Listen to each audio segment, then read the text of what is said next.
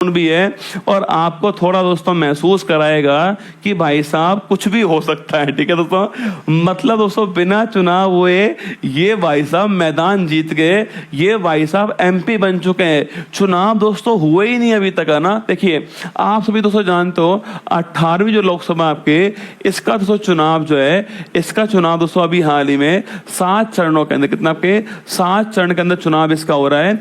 एक चरण हो चुका है आपके 19 अप्रैल की तारीख जो है, इसको फर्स्ट चरण जो है वो आयोजित हो चुका है। सेकंड अब 26 तारीख को होने वाला है, सेकंड जो आपके 26 तारीख को होने वाला है, ये आप जानते हो। ठीक है, तो 7 चरणों में चुनाव ही होने वाला है। ठीक है, यहाँ दोस्तों आपके एक क्या, यहाँ दोस्तों आपके एक सीट है, उसका नाम क्या है, उसका नाम है सूरत लोकसभा सीट। कौन सी? तो सूरत लोकसभा सीट जो है, यहाँ दोस्तों यहाँ पर क्या है, यहाँ दोस्तों आपके बीजेपी, कौन सा बीजेपी पार्टी कौन थे आपके, मुकेश दलाल जो है वो बीजेपी पार्टी के। ठीक है, तो मुकेश दलाल जो भाई साहब हैं वो सो बीजेपी पार्टी के थे आपके। सो कांग्रेस पार्टी पूछूं आपसे, इसके कौन थे? सो इसके नीलेश कुम्मानी जो है, नीलेश कुम्मानी जो है ये कांग्रेस पार्टी के थे, ये भी आपको छापना है। ठीक है, बाकी दोस्तों 8 कैंडिडेट और थे, सुन रहे हो, मतलब दोस्तों आपके आसपास हो जाता है 2 कैंडिडेट 3 कैंडिडेट हो, पर यहाँ पर भाई साहब, यहाँ पर बीजेपी के मुकेश दलाल थे,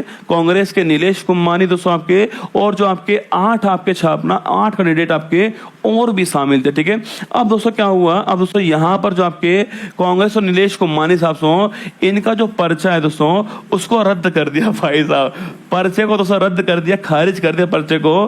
क्या बोला गया? पहली बात तो क्या दोस्तों, यह संभव है क्या कि पर्चा रद्द हो सकता है? तो बिल्कुल संभव दोस्तों है, पर्चा रद्द हो सकता है। पर्चा रद्द करने वाला कौन है? रिटर्निंग ऑफिसर होने वाला। ठीक है, तो उस समय रिटर्निंग दोस्तों ऑफिसर होगा आपके। देखो हर जिले के अंदर पूछूं आपसे, तो हर जिले में आपके जो मतदान प्रमुख होता है वो कौन होता है? जिसको जिला निर्वाचन अधिकारी बोलते हैं, वो कौन आपके? वो डीएम साहब है ना। जो कलेक्टर, सो कलेक्टर जो होता है ना आपके, जो कलेक्टर होता है आपके, वो वहां का जिला का निर्वाचन अधिकारी होता है, ये आपको छापना है। डीएम वहां का होता है, ये भी आपको ध्यान रखना है। ठीक है, अब सुनिए, सो यहां पर क्या, यहां पर नीलेश कुम्मानी का पर्चा रद्द हो चुका है। ठीक है, आप पूछोगे सर ये पावर जो है रिटर्निंग ऑफिसर के पास, पावर जो है कहां दोस्तों, कहां से आई है?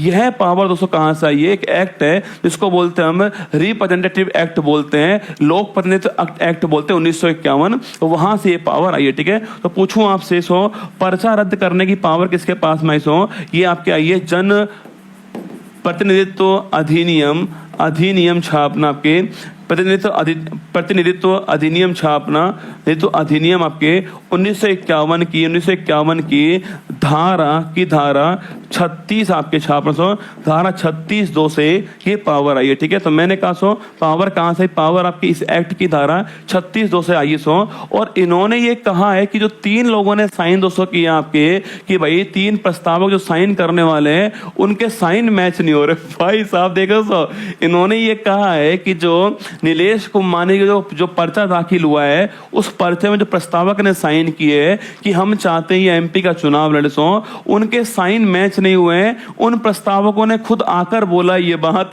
कि उनके साइन मैच नहीं हुए। भाई साहब कमाल दोस्तों बात है, मतलब मैंने आपका नाम लिख दिया कि मैं राष्ट्रपति चुनाव लड़ने वाला हूं, और मेरी तरफ से प्रस्तावक कौन कौन होंगे? सचिन, शुभम, सीना, प्रिंस, श्वेता, बिमलेश, वंदना, जितेंद्र, संदीप, अंशी, शानी, सूरज, धनेंद्र, शिखा, विनय, सब शामिल होने वाले हैं। अब मैंने आपका नाम लिख के दे दिया। ठीक है, आपने वहां जाके बोला कि भाई हम तो शामिल है ही नहीं इसके अंदर, हम तो नहीं चाहते राष्ट्रपति बने कुमार गौरव। ऐसा खेल दोस्तों हुआ है। रिटर्निंग ऑफिसर ने बोला ठीक है इनका पर्चा हटाओ, इनका पर्चा रद्द कर। सो जैसे ही दोस्तों इसने पर्चा रद्द हुआ, ये 8 लोग दोस्तों पता नहीं इनको क्या हुआ, इन्होंने अपना पर्चा वापस ले लिया। भाई साहब इसका पर्चा रद्द हुआ, ये 8 दोस्तों पर्चा वापस ले गए। कैसो ये 8 जो है वो पर्चा जो है आपके, वो पर्चा उसको वापस ले गए। जैसे स्कूल में सबके स्कूल में लाइन में खड़े हो दोस्तों, मास्टर मार रहा है हमको, पहले वाले को डंडी पड़ती थी भाई साहब, बाकी वाले से रोना स्टार्ट ना, बाकी वाले जो है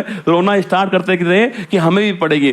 पिटने से पहले जो आपके रोते थे उसका अलग मजा है। ठीक है, तो वही वाली बात उसमें यहाँ पर हुई है। इसका पर्चा रद्द हुआ, इन्होंने पर्चा वापस ले लिया। इन्होंने बोला छोड़ो रे भाई साहब, पर्चा वर्चा कुछ नहीं चाहिए, घर चलो अपने ना, घर चलो, पता नहीं कब क्या हो जाए। ठीक है, तो पर्चा वापस ले लिया है। अब बताओ मुझे, ये नहीं बचे दोस्तों, ये 8 नहीं बचे, केवल एक कैंडिडेट बचा, उसका नाम क्या है? उसका नाम है आपके मुकेश दलाल, ठीक है।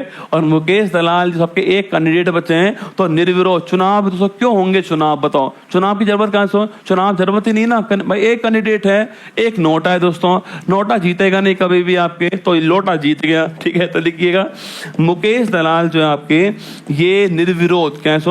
ये निर्विरोध क्या बन चुके हैं? आपके एमपी बन चुके हैं, ठीक है। ये निर्विरोध एमपी बन चुके हैं, कोई और कैंडिडेट है ही नहीं आपके। तो 18वीं लोकसभा के पहले एमपी, ठीक है।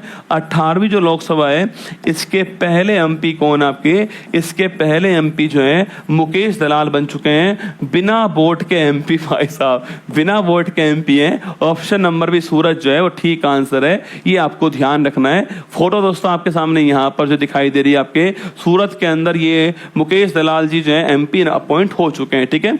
आगे देखिए, खेला हो गया भाई साहब। लोकसभा